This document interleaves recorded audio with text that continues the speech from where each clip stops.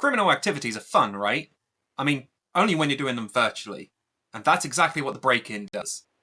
It's a new game available for Steam VR and Meta Quest now, and it puts you in the role of a burglar, robbing houses and places in order to get stuff and money.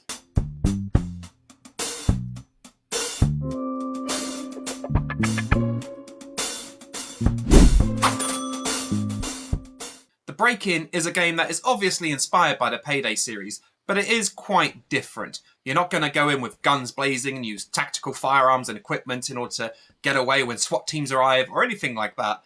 It's more like a cross between Payday and Hello Neighbor. So you play as a criminal, as a burglar, either solo or with up to 4 players, so 3 plus yourself.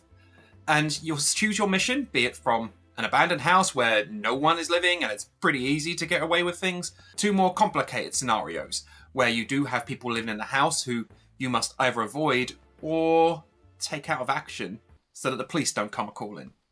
Each mission tasks you with looting a certain amount of goods, be that either monetary value or just a total number of items. Some missions will task you with more specific requirements, but those come later in the game generally. Each mission has a difficulty ranking from super easy to, oh Jesus Christ, this is going to be difficult, which is, pretty inventive. And the whole game actually is structured with this kind of semi-humorous British nature to it.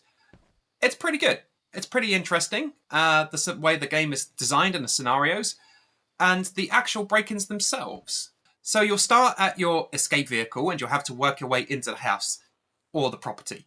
Generally, getting in is not particularly difficult. There is, later in the game, you'll find there's locked doors and things like that, but most of the time, smashing a window or unlocking a door yourself is pretty easy to get into the property. Once you're inside, you'll have to listen for clues, audio clues that will tell you when there's someone nearby, and you'll have to put into action your general sneakiness. So you can obviously duck down and crawl lower. You have a flashlight which you can turn on and off, and you can generally evade line of sight reasonably easy. But if you do get caught, you do have the ability to take out whoever it is that caught you, except when they're the police. When the police come a-calling, pretty much your only option is just to evade detection. And even if you do get seen, you generally have some time to get away, unless they taser you, and then that's it. You're busted. It's game over. Collecting the objects around the environment is pretty easy. You'll have a swag bag for smaller items, which you can fill up as you go through, and larger items you will need to carry back. And this will often see you finding your route from the getaway vehicle into the property, grabbing a large item like a TV or something, and taking that back to the escape vehicle, loading it up, and then returning to the property in order to get more. And this is where the game takes on its real level of challenge. How many times are you going to do that trip, knowing that each time you do, there's a bigger chance of you getting caught. There's another chance that you're going to be found. You do have a few tools in order to avoid this, but honestly, in our experience, not many of them work very well. For example, you could put a lampshade on your head to try and disguise yourself as a lamp, but never did this work. I'm sure there are some scenarios where it does work. The developers would have tested this and made sure that actually this is worthwhile doing, but we couldn't find them. You have other tools, like a hammer that can be used to smash a security camera, or a wrench that can be used to unscrew things from walls. And these generally work quite well. It's mostly about the ones that keep you hidden. We found generally that the best way to stay hidden is just to sneak around and avoid being seen, rather than trying to hide in plain sight. Now, this is all well and good, and it is fun. The Breakin is a fun game, it's a fun experience, but it has a lot of issues. Generally, the object detection is pretty poor. You can be going to try and pick up an item that's on a table, when instead you'll pick up the table. And when using your torch, often you'll be trying to shine it in a direction and it simply won't detect where you're trying to shine that torch, and the light will go all over the place, everywhere except where you actually want to look. Furthermore, the movement controls are a bit sketchy. You'll often find yourself crouching when you mean to just turn around, or a jump in is wildly inaccurate.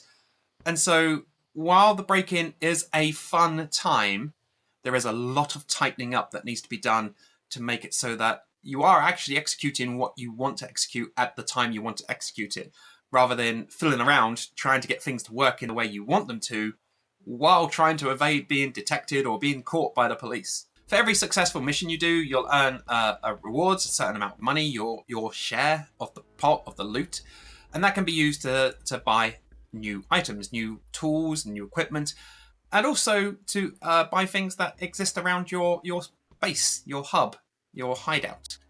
Your hideout is actually pretty interesting. There are lots of little distractions to entertain you while you're waiting for other players to join, and it's actually a nice little place for you to hang out in.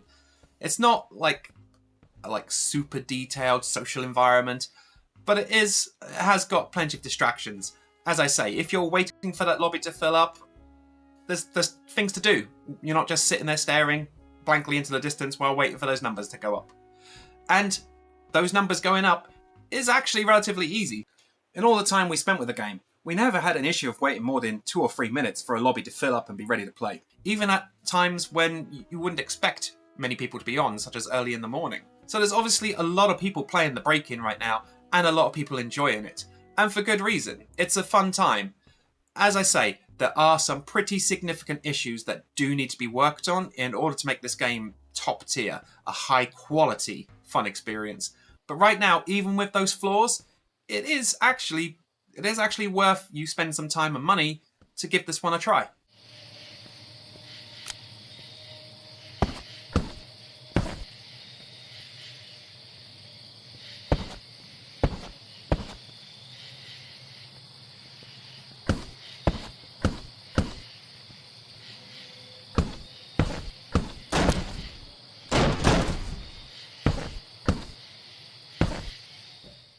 So the Breakin, it's available now for Steam VR and for Meta Quest on the Meta Horizon store, and it is a good fun time, both solo and multiplayer. The issues that are there can be annoying, but I'm sure the developers, given the success of the game, will work on this and bring it up to speed. So if you're looking for something new and want to engage in some nefarious criminal activity, the Breakin is definitely one for you to check out.